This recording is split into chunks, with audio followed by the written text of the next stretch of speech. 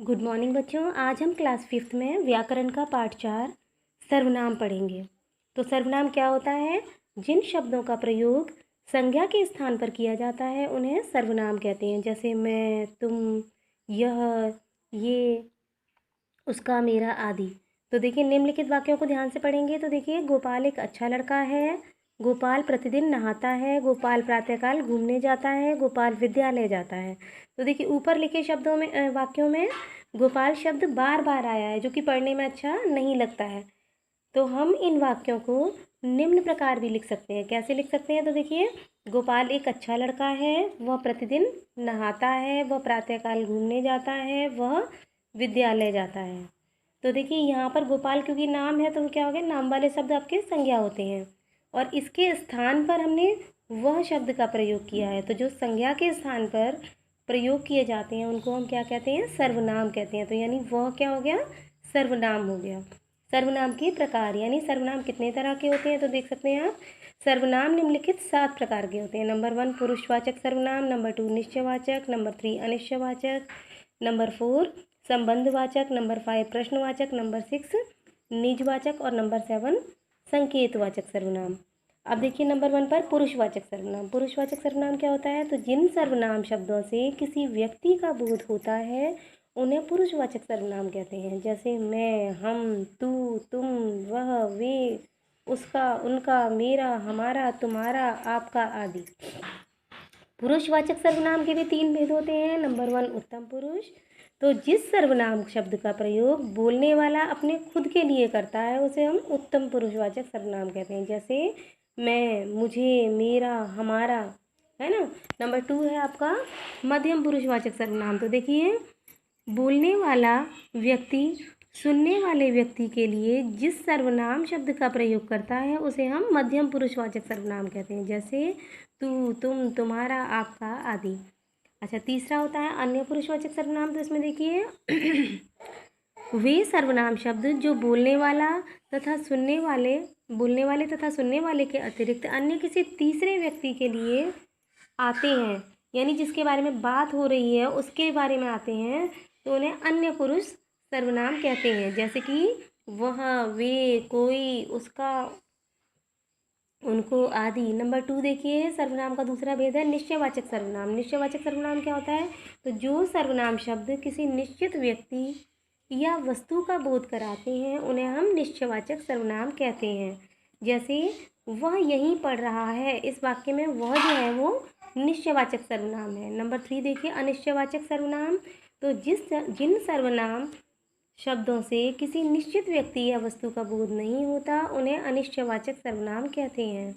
जैसे यहाँ कोई नहीं आया, पानी में कुछ पड़ा है। तो देखिए कुछ पड़ा है तो पता नहीं लगता कि क्या पड़ा है, कोई नहीं आया तो मतलब ये पता ही नहीं चल रहा कि इंसान की बातें हो रही हैं कि जानवर की बातें हो रही हैं।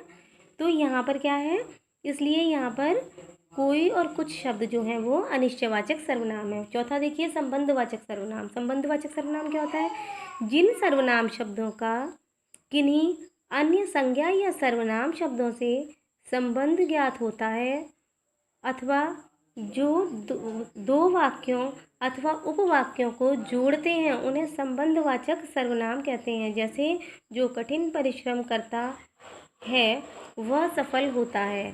इस वाक्य में जो और वह ये एक ही व्यक्ति से संबंधित हैं, अतः जो और वह संबंधवाचक सर्वनाम है। 5वां देखिए प्रश्नवाचक सर्वनाम। प्रश्नवाचक सर्वनाम क्या है? तो जिन सर्वनाम शब्दों द्वारा किसी प्रश्न का बोध हो वे प्रश्नवाचक सर्वनाम कहलाते हैं। जैसे यह पुस्तक किसकी है, कमरे में कौन सो रहा है, थैले में क्या रखा है। इन वाक्यों में किसकी, कौन और क्या इन शब्दों से प्रश्न का बोध होता है, अतः ये प्रश्नवाचक सर्वनाम है। छठा देखिए निजवाचक सर्वनाम।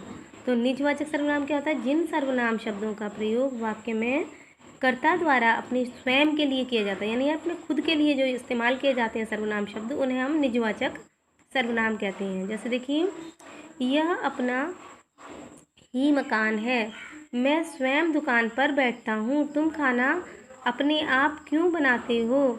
इन वाक्यों में अपना, स्वयं तथा अपने आप शब्द कर्ता के लिए प्रयुक्त हुए हैं, अतः ये निजवाचक सर्वनाम है। 7वां देखिए संकेतवाचक सर्वनाम, जिन सर्वनाम शब्दों से किसी व्यक्ति या वस्तु की ओर संकेत किए जाते हैं उन्हें संकेतवाचक सर्वनाम कहते हैं। जैसे यह मेरी पुस्तक है, ये आम मीठे हैं। इन वाक्यों में यह और वे शब्द आमों की ओर संकेत करते हैं, अतः यह और वे जो क्या हैं, संकेतवाचक सर्वनाम है।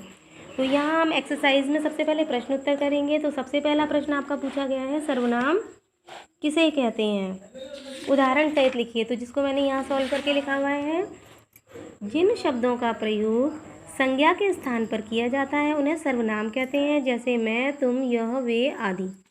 ठीक है ना। फिर उसके बाद दूसरा वाला क्वेश्चन मैं सबसे आखिर में करने के लिए दूंगी, आप इसे अभी छोड़ दीजिए, प्रश्नोत्तर सारे एक साथ लिखेंगे। तो दूसरा प्रश्न आप उतारेंगे, ये थर्ड वाला, सर्वनाम के कितने प्रकार होते हैं, प्रत्येक का नाम लिखिए। तो देखिए इसका आंसर, सर्वनाम 7 प्रकार के होते हैं। पुरुषवाचक सर्वनाम, निश्चयवाचक सर्वनाम, अनिश्चयवाचक सर्वनाम, संबंधवाचक सर्वनाम, प्रश्नवाचक, निजवाचक और संकेतवाचक सर्वनाम। थर्ड क्वेश्चन है आपकी बुक में, फोर्थ, पुरुषवाचक सर्वनाम के कितने भेद होते हैं, उदाहरण सहित लिखिए। तो पुरुषवाचक सर्वनाम के मैंने अभी आपको बताया था 3 भेद होते हैं। नंबर 1 उत्तम पुरुषवाचक, उत्तम पुरुष जैसे मैं, मेरा, मध्यम पुरुष मतलब बोलने वाला, वक्ता, और दूसरा वाला मध्यम पुरुष होता है श्रोता, और तीसरा होता है अन्य व्यक्ति जिसके बारे में बात की जाए। तो देखिए मध्यम पुरुष में आएगा तुम, तुम्हारा, अन्य पुरुष में आएगा वह, वे।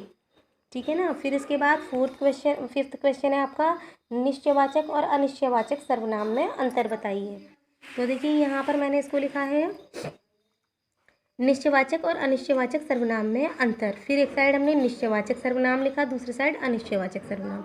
इसमें इसकी डेफिनेशन विद एग्जाम्पल दी और इसमें इसकी डेफिनेशन विद एग्जाम्पल दी। कैसे देखिए, जो सर्वनाम शब्द किसी निश्चित व्यक्ति या वस्तु का बोध कराते हैं उन्हें निश्चयवाचक सर्वनाम कहते हैं। जैसे वह यहीं पढ़ रहा है, तो इसमें जो वह है वो निश्चयवाचक सर्वनाम है। फिर दूसरा देखिए, जिन सर्वनाम शब्दों से किसी निश्चित व्यक्ति या वस्तु का बोध नहीं होता उन्हें अनिश्चयवाचक सर्वनाम कहते हैं। जैसे यहाँ कोई नहीं आया, तो यहाँ इस वाक्य में कोई शब्द जो है वो अनिश्चयवाचक सर्वनाम है। फिर 6th क्वेश्चन देखिए, यहाँ पर दिया है, दिए गए वाक्यों में से सर्वनाम शब्द, दिए गए सर्वनामों में से उत्तम पुरुष, मध्यम पुरुष और अन्य पुरुषवाचक सर्वनामों को अलग अलग करना है। तो यहाँ पर ये अलग अलग लिखने हैं। तो मैंने देखिए इसे कॉपी में किस तरह सॉल्व किया है। तो यहाँ इस तरह आप लिखेंगे, पहले क्वेश्चन उतार लिया ये हमने, फिर उत्तम पुरुष में हम छांट करके लिख देंगे। जैसे वह क्या है, तो ये अन्य पुरुष है, मैं उत्तम पुरुष, तुम मध्यम पुरुष, तू मध्यम पुरुष, वे, फिर उसके बाद ये अन्य पुरुष में आएगा, ये अन्य पुरुष, और हम उत्तम पुरुष। तो इस तरह से इसे आप क्वेश्चन आंसर को सॉल्व करेंगे। 7 नंबर पर आ जाइए। यहाँ 7 से लेकर के 11 तक का आपको कॉपी में नहीं लिखना है, लेकिन बुक में सॉल्व करके रखेंगे। तो देखिए सर्वनाम प्रयोग किए जाते हैं, कहाँ प्रयोग किए जाते हैं, तो संज्ञा के स्थान पर, इसे राइट टिक लगाएंगे बुक में। 8वां देखिए, तुम्हारे घर उस दिन जिसे मैंने देखा था वो कौन था। तो इस वाक्य में प्रश्नवाचक सर्वनाम क्या है, कौन को टिक लगाओगे। वह सर्वनाम है, तो वह कौन सा सर्वनाम होता है, प्रश्नवाचक सर्वनाम, उसको टिक लगाएंगे। निजवाचक सर्वनाम का प्रयोग होता है किसके लिए, तो खुद के स्वयं के लिए। आप आंसर शीट पर मत जाइए, इसमें गलत लिखा है, आप सही आंसर लिखेंगे स्वयं के लिए। जो शब्द वाक्य में आपसी संबंध को जोड़ते हैं वह कहलाते हैं, तो क्या कहलाते हैं, संबंधवाचक सर्वनाम। तो आई होप कि आपको समझ में आ गया होगा। आपको केवल क्वेश्चन नंबर 1 से लेकर के क्वेश्चन नंबर 6 तक का फेयर कॉपी में लिखना है, ठीक है ना। फेयर कॉपी में इस काम को करके आप मुझे सेंड करेंगे। Thank you.